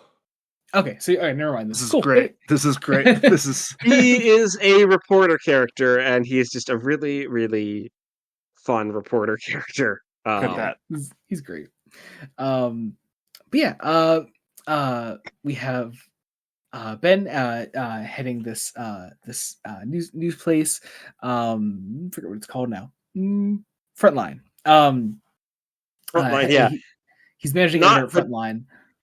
Not the Daily Bugle. Indeed. Yeah. And we have him assigning Peter Parker to this job alongside him as they decide to go out and go. Peter's they're reporting on the current Stark issues with Stark Industries. Peter. I was going to ask: is this guy that brings Peter in supposed to be Robbie? It's supposed to be Robbie. Maybe. Think I'm not so. sure. Like probably. Yeah, probably. It kind of looks like him. Yeah, maybe. I feel like everyone said, "Fuck you, Jameson. We're going to your competitor." Probably. But yeah, no. So we go to report on Stark Industries. There's an interesting little moment between Peter and Tony where like we're post Civil War and we're post One More Day, and nobody knows that Peter Parker is Spider-Man, and so neither does Tony Stark. And man, it's Also, Peter Parker worked for Tony Stark at some point. Like, yeah, Peter worked for Tony, and Iron Man knows of things that Peter Parker has done, or those things that Spider-Man has done, but does not know that these characters are one and the same. And I just want to know what our feelings are on this, putting the events of One More Day aside, just like how we feel about how this affects the dynamic of these characters. Okay, Fraction does the dynamic well, and I think it actually goes a further way to help isolate Tony, because again, Tony's isolation is kind of part of the way. It's clearly something Fraction has been playing with throughout all of these issues. Like, just look at the way he has Roca often draw Tony by himself, and never and by himself, never in like this heroic way of standing above the rest as a hero, but it's as like just losing people, losing himself, Yeah. making the wrong choices. The music, the moment, and so he's losing himself. Of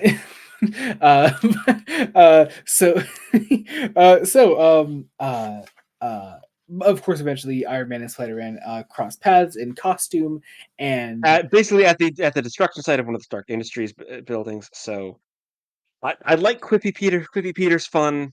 It's so fun. I love this. Like, outside of the fact that I knew that this is a Peter Parker post One More Day, which is something that I don't think the Marvel Universe has ever really reckoned with, because no. Okay, so I feel like the bigger question here is probably too big for this episode, but for the purposes of this comic, what do I need to know about One More Day just for this one comic? Okay, actually, let me ask this instead. You've seen a number of Marvel movies, I'm sure, Mason. Have you seen the movie Spider-Man: No Way Home?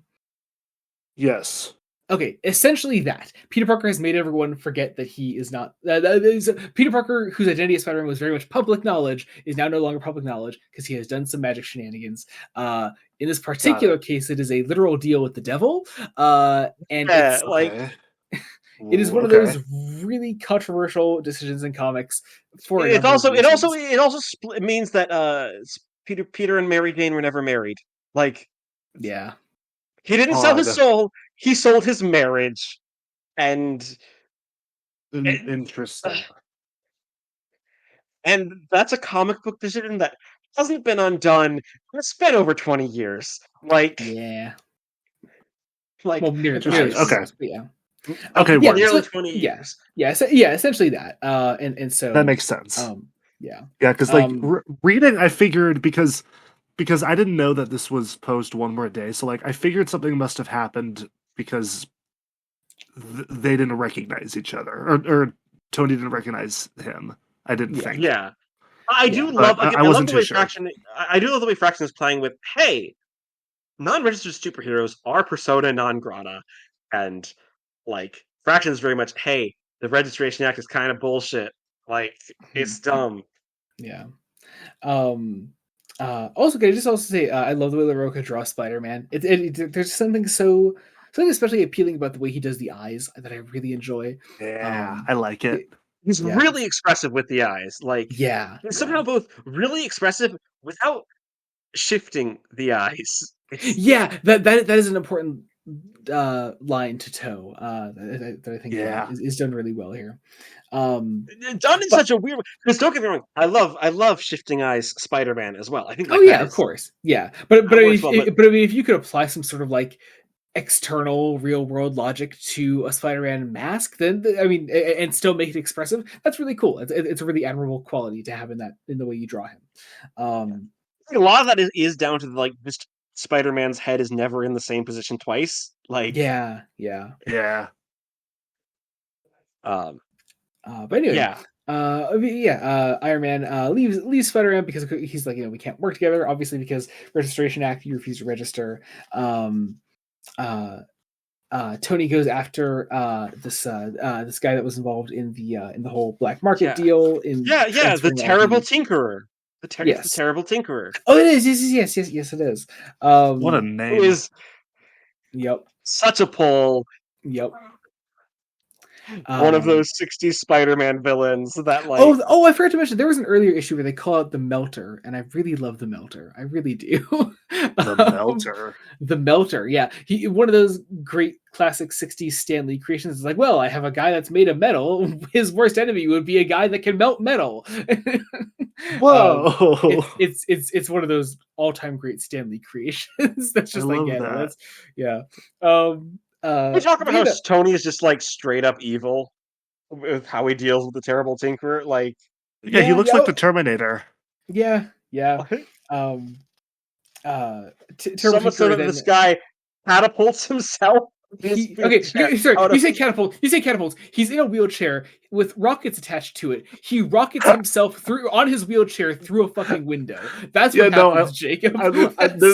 I like the idea that he just did that, and Tony's there like, what the fuck? Yes. What kind of criminal mastermind doesn't put a seatbelt in his rocket wheelchair? Like, so good. I love that. Yeah. But then another conversation between Tony and Peter leads us to finding our Peter Genre Savage would be like, I'm just going to help you either way, right? Like, dude, let's just cut this bullshit. Yep. So Tony's just gonna keep going about his mission, and knowing that Peter's gonna be there with him the entire time. And Peter's also like, Peter talks about, that, the guy they're going to see, he's a good guy. He's a little off the wagon, like he's started this work for trying to get out of this like supervillain life. It's like, that's a nice idea. I like that idea. Spider-Man goes to ring the doorbell, and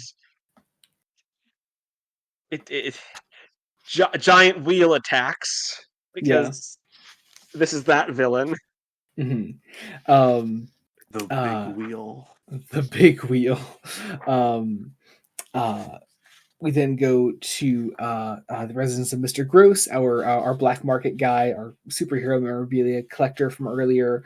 Tony goes in as Tony Stark, passes through the party going on to find Mr. Gross within, just wearing a bunch of Spider-Man villain memorabilia, costume pieces. He's a collector. He is just this collector nerd, and it's quite sad in the end. I just like the consensus afterwards of like Spider-Man be like, this was fun. I had a good time. This was nice. And Tony just be like, no, like there's just this tinge of doubt within Tony that just like I don't know, you could feel in this moment a regret within Tony that like he can't have this relationship with Spider-Man because of actions that he caused. And Yeah. Peter gets his shot. He gets his shot for the Frontline article. Yep.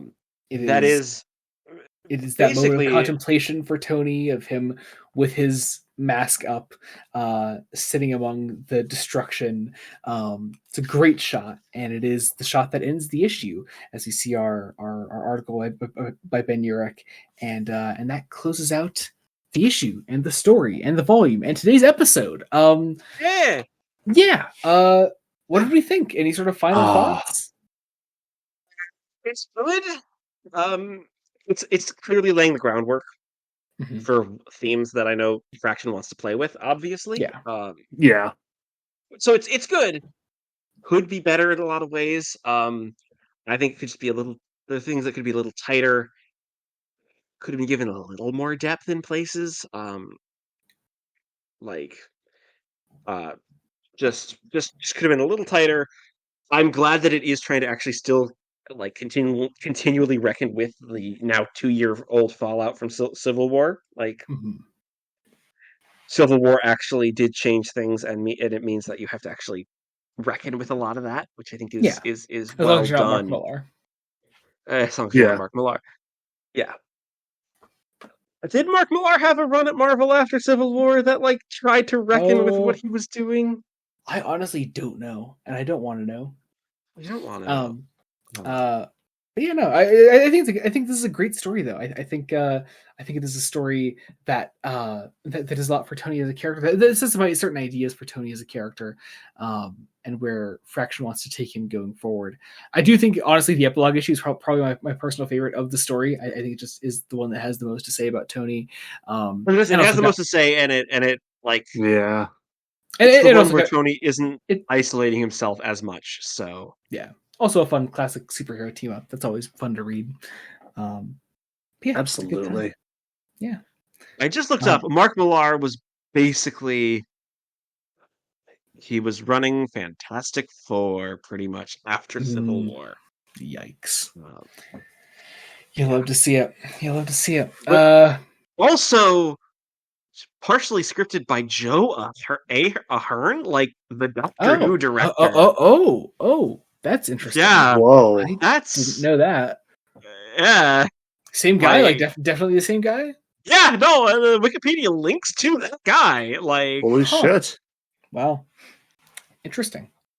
Mason, any sort of final thoughts on this? I mean, yeah, I think I mostly agree with Jacob. I think it's good for a starting point with which future stories will be able to like expand on themes or follow up on specific storylines. Like, I'm really curious to see where it goes now that Pepper has this thing in her now. And just like where the story goes with that. Like, I mean, I know about I know about a thing that could be leading to, so I would be curious to see if that plays into it. But I guess for this story, I really am vibing with it. Like, I will say, like, when I was first going through it and I was going through the dialogue, like I was going through it, I think I was definitely fixating on specific moments and being like, oh, that was a weird, like, isolated moment, or like, oh, that was weird. But like talking about it as a whole, like overall, I do think much more fondly of it.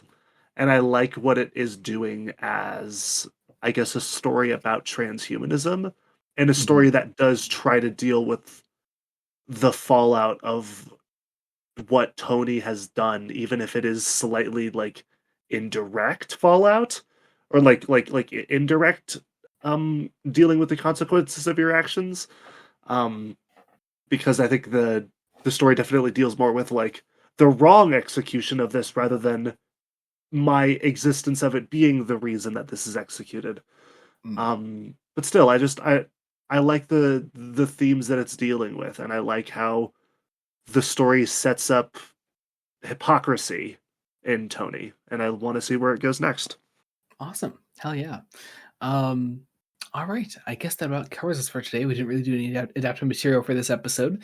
So I guess let's sort of begin closing things out. I always like to throw to our guests first. Mason, I know you don't usually have anything to promote, but if you do have anything to promote, now would be the time to do so. Alas, no. I'm still here, just vibing, trying to write things. Maybe there will be things that I could present somewhere eventually. I have no idea. We'll find Hell out. yeah. But if I mean, that happens, I will let you all know. hell yeah, yeah.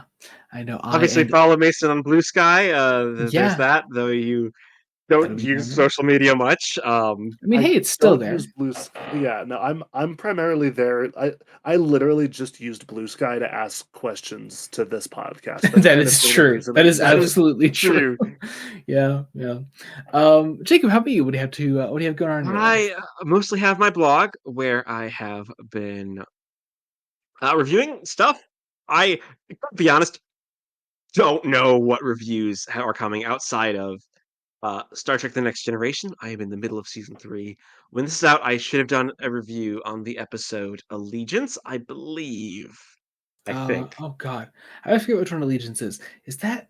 Oh, I think I know which one that is off the top of my head. Yes. Okay, I know which one it is. Yes. Okay. Cool.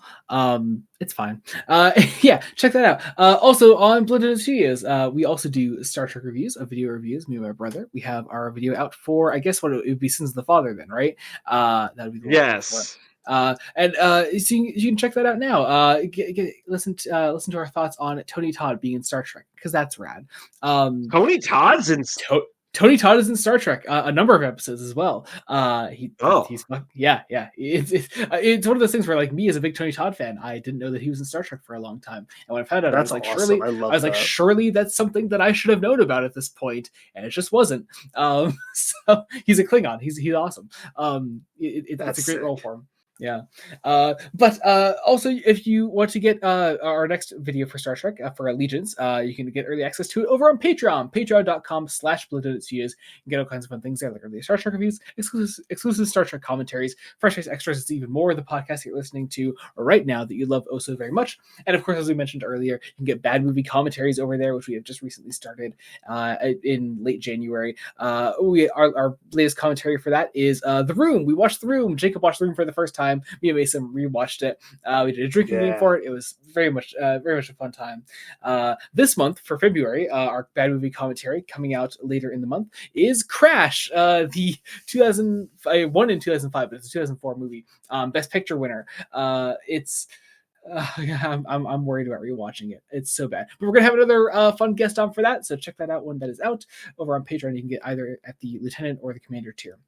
But if you're not any of that, there's a general support tier down below. It's just $1 a month. It'll get your name down in the description of every video we put out. People are seeing your name down there. See you're a cool person, and they'll be a cool person too. And they'll join the Patreon. That's how it goes. Join us. Join us. You can also, over on Blended Studios, you get other fun things we do there, like R2BD. It's our Star Wars show that we do, me and my brother. Our latest episode is for Darth Plagueis by James Luceno, which is a great novel. There's one minor complaint that we have about it that affects a fair bit of our review, but it's only because it's one bad thing in a very great novel. Our next episode of R2BD coming up soon is for Jedi Fallen Order. We played Jedi Fallen Order for the first time, and it was a great time. So check that out. Check that video out when it's out. That should be out very soon. And then after that, we're going into the rest of the Cal Kestis saga. We're doing the comic Dark Temple, the book Battle Scars, and then we're going into the second game with Jedi Survivor. So check all that out as that comes out. There's also on the channel Fresh Faced One Shots. Me and Jacob, where we cover current comics coming out. We cover Batman by Matt Fraction, Superman by Joshua Williamson, Wonder Woman by Tom King, DCKO, and Uncanny X-Men by Gail Simone. All of those we cover month to month in and month out. We always have a great time with those, so check those out. Especially now that Uncanny's back. Now it's twice a month, so we're essentially doing 6 books a month now. But I think that if it doesn't, make sure wherever you're listening to us on, be sure to leave us a rating, comment, subscribe, follow us wherever you're listening to us on, be it Spotify, Apple Podcasts, Google Podcasts, etc. Subscribe to the channel, Blood Studios. Any support there is greatly appreciated. Thank you all so much for listening. Until next time, this has been Joey Morgan, Jacob Licklider, Stephen Colbert. Goodbye. You are not. No.